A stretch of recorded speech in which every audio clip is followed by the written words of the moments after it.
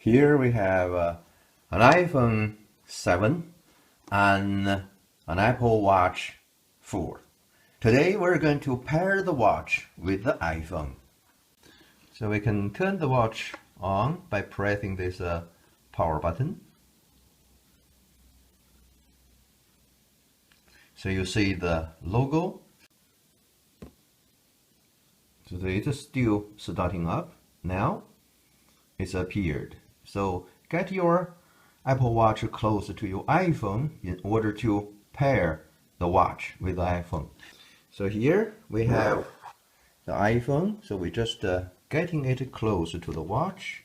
We can go to the watch app and we click the watch app, and now we can see start pairing. So we can start pairing. So set up for myself, set up for a family member. We say set up for myself. And now your watch has a graphic and your iPhone a window. You use your camera to scan that watch graphic. So let's take the iPhone up and scan the graphic of the watch. Now it's recognized. So you can see the graphic on the watch is changing, and they're showing the same picture on the watch and on the iPhone.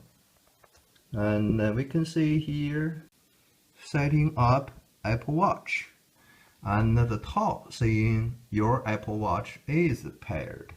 So now it's about setting up the Apple Watch. So we press set up Apple Watch.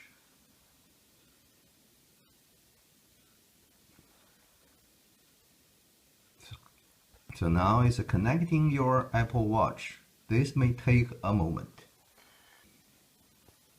So now we have the term and the condition. We just agree.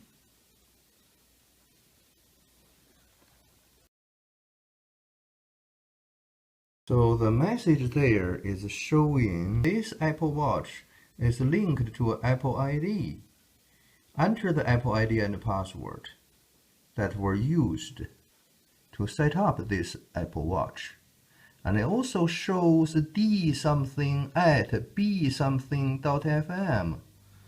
I don't have that Apple ID and password, so I may not be able to set up this watch. And I also can see there's the activation lock help. If you press there, so you can see some information there. A password is required to activate this device because its owner has used Find My iPhone to link it to their Apple ID. If this is your device, enter the Apple ID and the password you use to set up the iCloud.